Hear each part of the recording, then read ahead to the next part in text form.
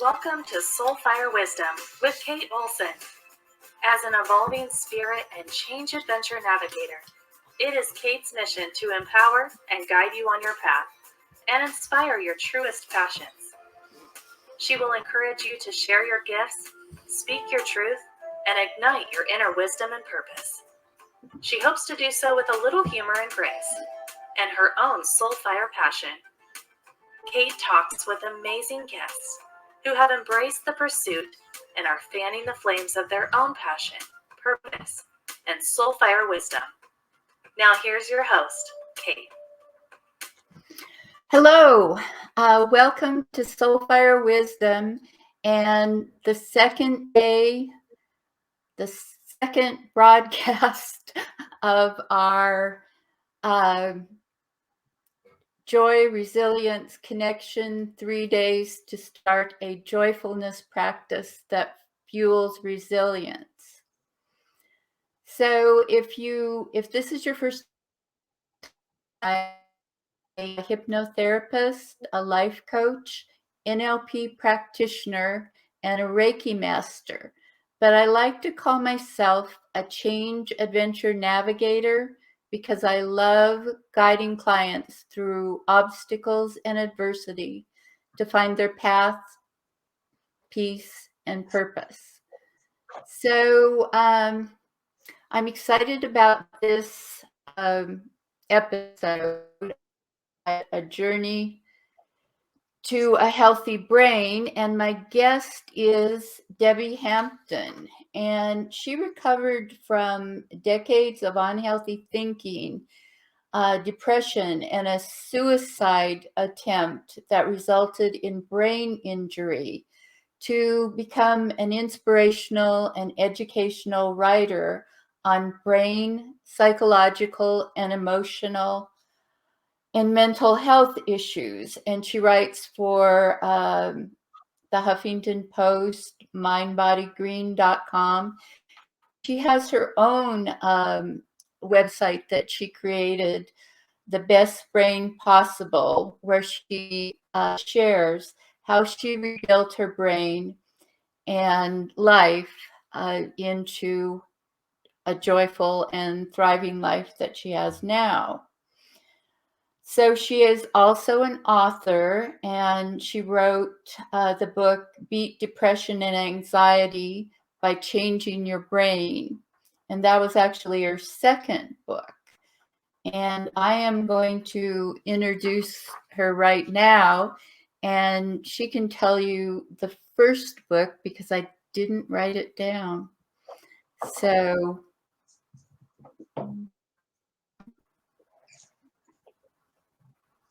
I'm looking for a copy of it. I usually have. hello. But I don't. How are you today? I'm good. Thank you for inviting me. So your second book, I know, I remember the title, but not exactly. It was like Suicide, Sex, and Serotonin. It's a memoir, and the name is Sex, Suicide, Serotonin. How these things almost killed me and helped heal me. Yes. Okay. Close, but not exactly. So. Good enough. All right. Well, it's good to have you here today. Thanks. So I invited Debbie on to actually tell her resilience story.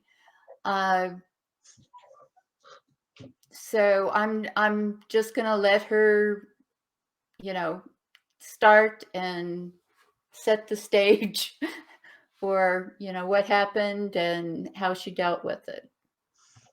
Well, it's really a lifelong story, and it starts as everybody's story does in childhood. And I learned my emotional reactions and behaviors from my environment. And I grew up in the 60s and 70s, and as were most people at the time. My parents were well educated. We were middle class. We had everything we needed. But they weren't, as was normal at the time, they weren't incredibly knowledgeable about emotional intelligence or coping skills. And so I learned what I lived in. And I didn't learn a lot, but I learned how to be overreactive and dramatic and responsive and black and white negative thinking, catastrophic thinking. I learned things that are unhealthy ways to respond to life. And as I grew and became a young adult, and life handed me more and more and more issues, I took care of my brother. I married my high school sweetheart and right out of college, and we proceeded to move around the US. And as he expanded and grew, I kind of shrunk emotionally, mentally, every way I could, because I let his needs and wants and ambitions in life and happiness overrule mine. And at the time when we married, I was more than happy to do that because I've always been fearful and anxious and kind of fear driven. And I was more than happy to let him take the lead and kind of just hide behind his back and peek over his shoulder and enjoy his successes and tag along. But okay, as I became older, that wasn't okay anymore. And I also took care of a brother for 2 years that died of AIDS in the late 80s and early 90s. So that also kind of wore on me emotionally. I mean, as any caregiver knows, that is very, very stressful.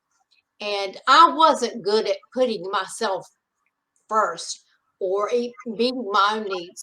I mean, I was down there somewhere behind the dog. I mean, I didn't meet anybody's. So, and while I was taking care of my brother who was sick, I also had my first son as a toddler. So I would pack him up with his playpen and all the stuff a baby needs. And we lived in Florida at the time. And I would travel to Atlanta, where my brother lived, and stay for weeks taking care of both of them. And I literally felt like a Gumby. I felt like my son on one hand was pulling this arm, and I felt like my brother on the other end was pulling at this arm.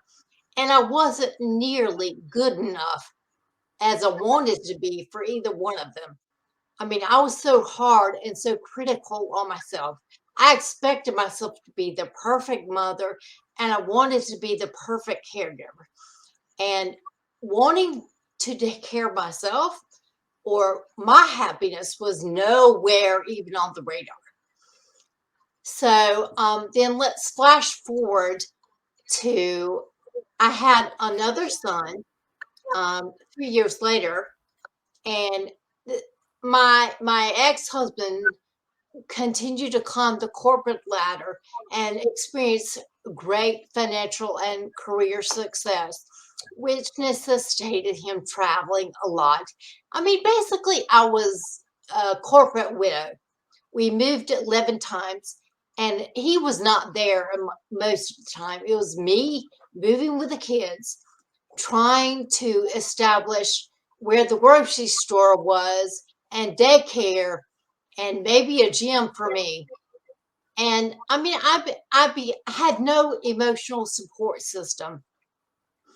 And this was before emails and text. I mean, so I was isolated pretty much from my family, unless the occasional phone call. And I did what I had learned as far as emotionally coping. I became depressed and I tried to kill myself because at the time I was convinced that the kids would be better off without me. I mean, my self-esteem was that low. Okay, I recovered from that and managed to find the gumption to leave the husband and move to North Carolina, where I grew up with where my parents still were, and bring the kids. And of course, my immediate response was to find a man, because that's what my value had always, where I got my value. It was in my looks and my relationships with men. So I immediately hit the dating scene, and that was brutal.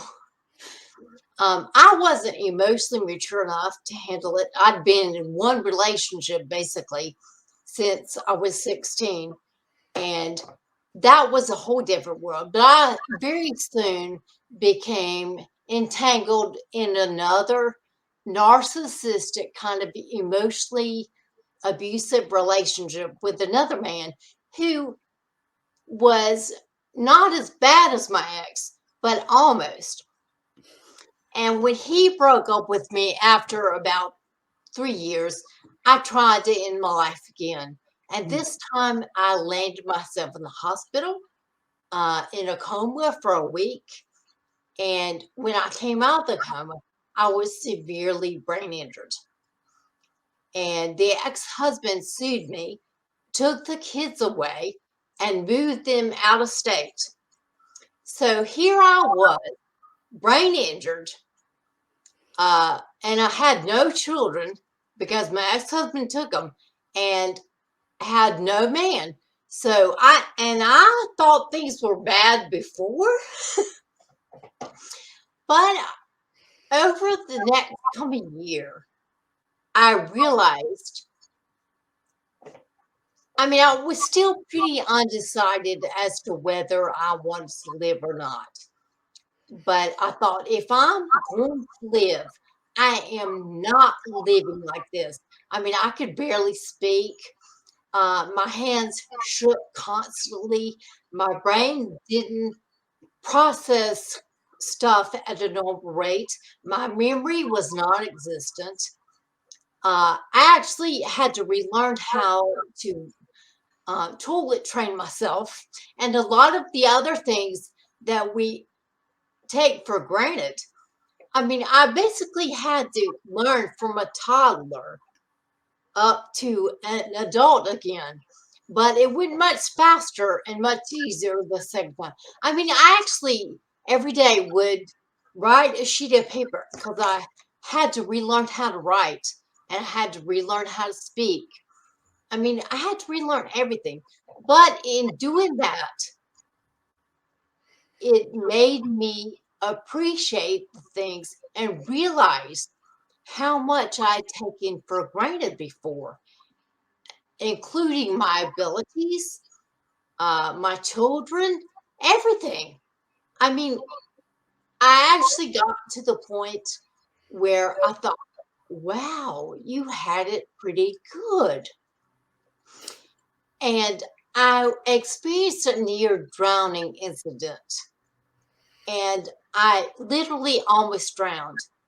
And I fought really hard to survive. And it didn't occur to me until after that incident. And this was about 6 months after I tried to end my life.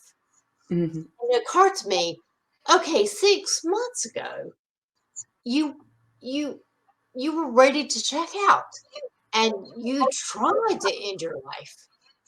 And here you are faced with a life or death situation, and you fought really hard to live.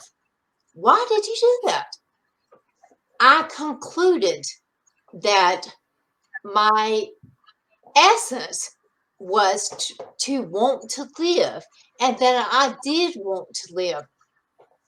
But all the chatter, all the voices in my head, and all the pain and the subconscious memories of what my ex-husband said or what anybody said that may have hurt me or belittled me or made me feel inferior.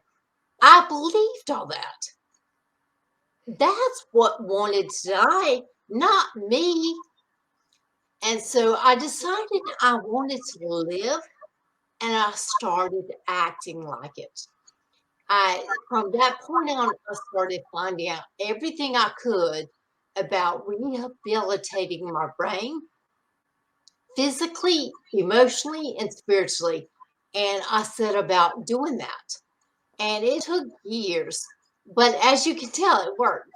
Yeah. So what were the first things that you started doing that helped? Well, I did a lot of physical things because my brain was physically injured, like neurofeedback, acupunctures, hyperbaric oxygen therapy, um, other things like that. But there are a lot of things I did on my own that other people can do, and it doesn't require a brain injury. These things will optimize your brain, they'll optimize your health, your mental health, your physical health. And I just want to say there is science today that is relatively new that shows that there is no separation between mental health and physical health.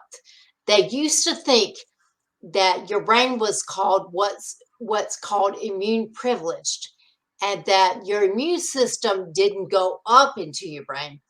But I think, I don't know, maybe 3 years ago, they confirmed that your brain has lymphatic vessels, and that is the mind body connection. And that's how all these immune disorders, or how your physical health and stress affects your mental health. So I set about exercising every single day, and I mean years. And what that does is it oxygenates your brain, and it encourages neurogenesis, or the birth of new brain cells. So basically, I was encouraging my brain to repair itself.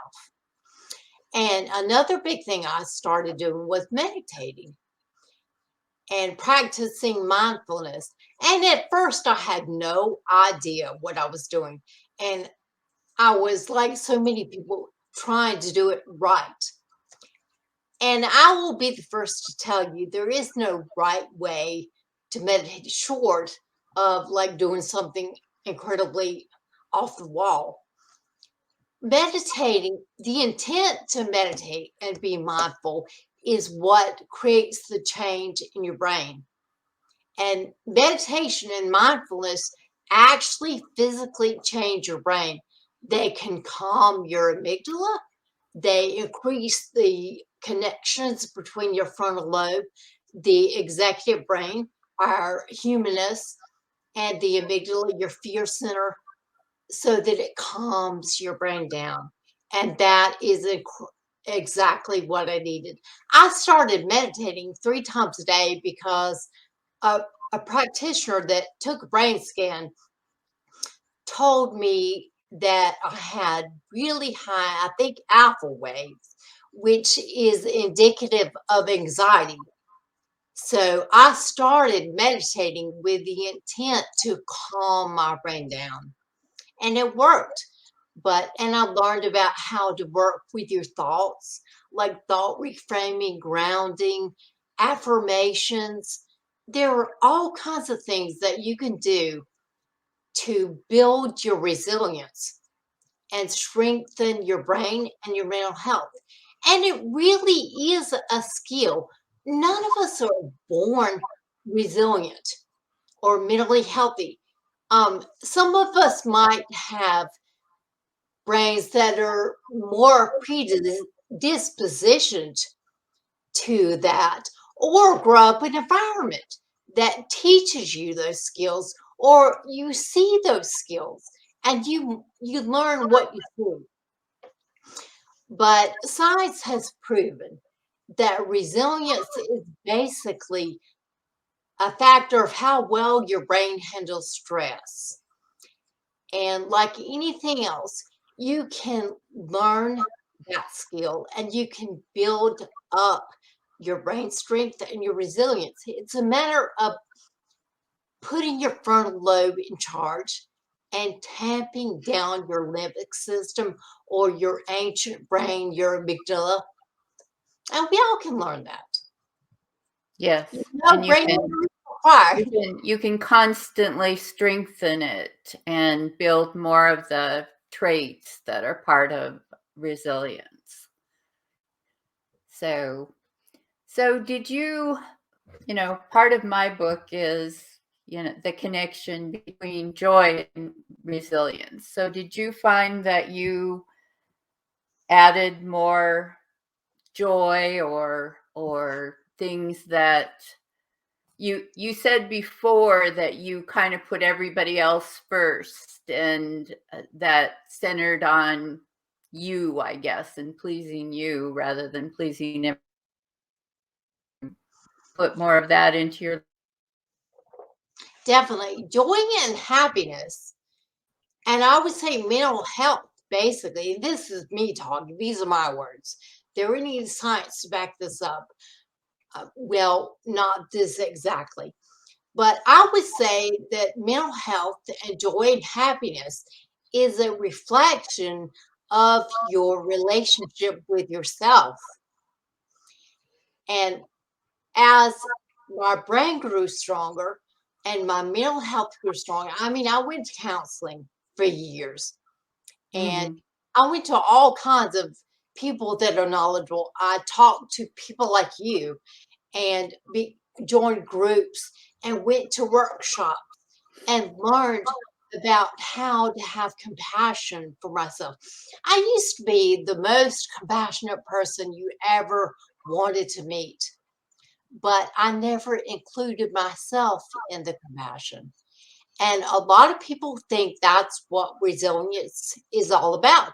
It's about having self compassion and encouraging and supporting yourself.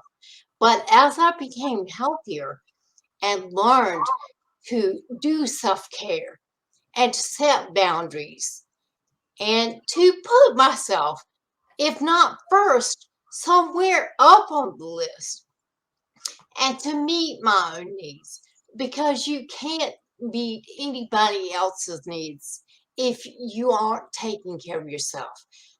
That's why it was so hard for me to take care of my brother and my son because I was stressed out and burnt out all the time. I had nothing to give. I was running on an empty tank. And now I think people maybe even say I've gone too far a little bit to the other side. And I'm not selfish by any means, but I'm my self-care practices take priority. Yeah, I don't know what people tell you, but I personally believe that when you take care of yourself, you're actually able to be more giving and more generous and more supportive of other people because you feel better. Well, that's true, but I mean, there's a point where you have to make time for that. And Yes, I of have a hard course. time because I'm like, no, I've got an exercise class. No, I've got yoga. No, I've got a garden. Or there's so much I like to do. Yeah. So, what would you say was the most for your recovery? I'm sorry, you faded out the most what? Oh, what would you say was the most important thing for your recovery? What helped you the most? Oh, I would say learning how to work with my mind. And a large part of that is mindfulness or what we call mindfulness. It doesn't have to be mindfulness and it doesn't have to be anything spiritual. I'm talking about mindfulness as a mental health tool. I'm talking about being aware of your mind and not identifying with your mind. I mean, I used to not realize that I wasn't my thoughts and that I didn't generate those. But we don't. Your subconscious mind does. And you can have thoughts that are completely against what you believe or against who you are. I mean, I remember some things I used to think I was a horrible person because I had those thoughts. Mm-hmm. So practicing mindfulness and learning to question my thoughts and redirect my mind and guide it to support and encourage myself and focus on where I wanted to go in life and who I wanted to be rather than focusing on my fears and anxieties. And I have a lot of people tell me, well, that they can't quiet their mind or they can't do this, or because of depression, they can't do that. Well, that's exactly the situation that's perfect for you to start doing that. When you have anxious, depressing thoughts, is exactly when you can notice them and support yourself, encourage yourself. And I'm not saying just think positive, because I personally think that's delusional and it does as much harm as good. I believe in healthy realism and a lot of thought, new age, positive thinking philosophies promote that. But you can do as much damage by just thinking positive as thinking negative. But what you want to do is think realistically, consider the outcomes, consider your options, consider what you would say to a friend in that situation. Don't automatically jump to your default thoughts, fears, and behaviors. That is what got me in trouble, and that is what leads to depression and anxiety. Basically, those are just brain patterns. They're learned brain patterns that become, yes, physical actualities. Because, like I said before, it's all connected. But True. you can relearn brain patterns, and you can True. With brain the differently. yeah, with the exception of people who actually do have a chemical imbalance that is causing Well, their yeah, every case is different. yes. And what's going to work in every case is going to be different. And just because one thing didn't work does not mean that something else will not. Yeah. But even in those cases, it still helps um, to have a good awareness of your thoughts. And There are some brains that are so traumatized and damaged that, I mean, they need special practices and people to guide them to recover. Yeah, I mean, recovering from PTSD or chronic trauma is not as easy as just changing your thoughts. No. well, it's not as easy as just doing that, but part of it is doing that.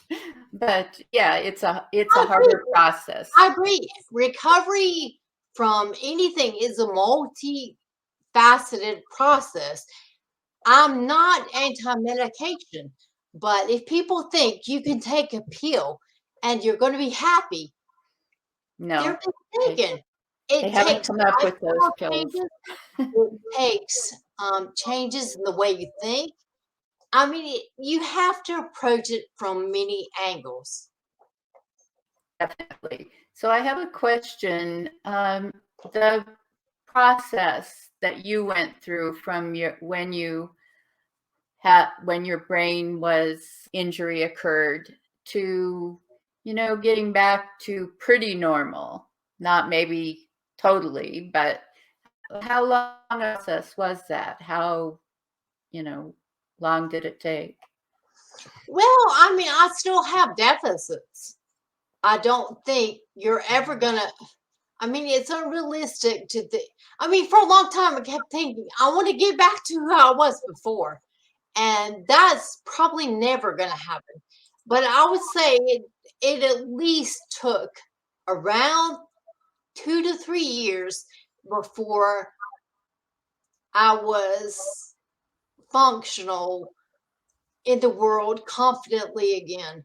And even at that point, I mean, I still had a ways to go. And if you spent time with me today, if you spent a bunch of time, you would say, okay, something is not quite right with her. Because I consider myself like similar to someone on the spectrum. I mean, all brains are neurodiverse. Mhm. Yeah.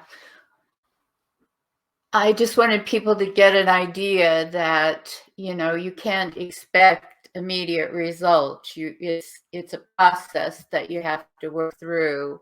Well, think about this. Your brain is physically growing connections and changing. And think about how long it takes the baby to learn to speak and walk. I mean, these things didn't form in your brain really quickly. It took repetition and time. And it takes repetition, dedication, attention, and time to reverse them. I've got a blog on my website called The 10 Fundamentals of Neuroplasticity. Neuroplasticity is the capability of our brains to change and rewire themselves both physically and functionally based on input. And that's how you change your brain and change your life. And it does become harder as an adult because babies and toddlers' brains are like sponges. I mean, they can change and soak up everything quickly. And Yes. it's harder as an adult, but is entirely possible. It takes some concentrated effort, but it can be done. Yes. Well, I want to thank you for being here today and telling your story and giving us the benefit of your knowledge as well. That we have a gift associated with every one of the broadcasts, and the gift for this one is how to better your brain and life, and that's one of Debbie's, a PDF of one of her blogs. Is it a blog or? It's actually just a PDF I wrote for this kind of thing. Okay. That it gives information on what she was talking about, the health practices, and a little bit on neuroplasticity and all kinds of good. So you can sign up to get that, and you do that by going to the radio website. That's soulfireradio.com/gifts. And you can get the book, The Joyful Resilience, a roadmap for navigating life's ups and downs, and the journal, Simple Soul Thoughts, Collecting Moments of Joy. You can get those by going to joyfulkate.com. So the next broadcast today will be at 5:30 p.m. Pacific time, and my guest will be Victor Purton. And Victor is the founder of Center for Optimism, and he's actually will be joining us from Australia. So tune in today at 5:30 p.m. Pacific time. And I am going to say thank you again to Debbie. Thank you. I appreciate it. And thank you for having me in your book. Yes, I do use her her information on neuroscience a few times in the book. So I'm going to say bye for now and see you later.